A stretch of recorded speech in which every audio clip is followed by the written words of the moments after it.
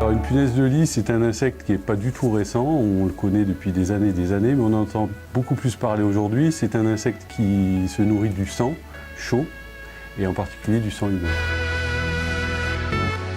Alors, la punaise de lit s'appelle justement punaise de lit parce qu'on la trouve principalement dans les habitations et entre autres là où on peut dormir, parce qu'elle est attirée par le taux de CO2 qui augmente pendant notre sommeil et puis la chaleur de la pièce qui augmente aussi.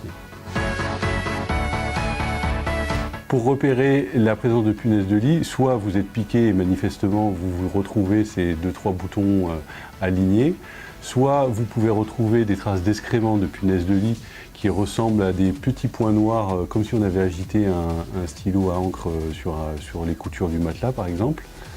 Ou encore la punaise de lit en elle-même, qui est un insecte qui fait de 3 jusqu'à 5 mm de diamètre et de couleur relativement brune foncée.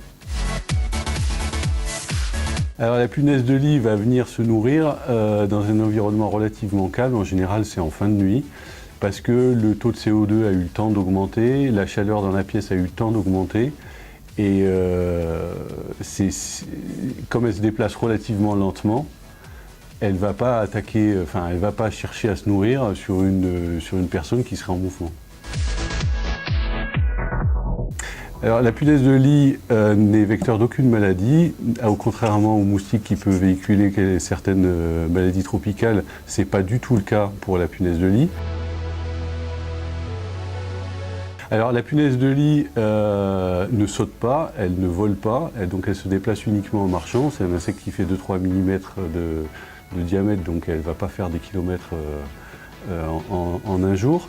La biologie de la punaise de lit fait qu'on peut dire qu'elle ne se développe pas très rapidement, puisqu'elle passe par 6 stades intermédiaires avant de pouvoir répondre, et qu'entre chaque stade, il y a au minimum 5 à 6 jours.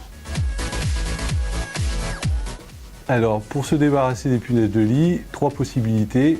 Le chaud, au-dessus de 45 degrés. Donc, concernant des vêtements, vous les lavez, vous les passez au sèche-linge, ça suffira en soi. Le froid, il faut être pendant une période de 48 à 72 heures en dessous de moins 18 degrés.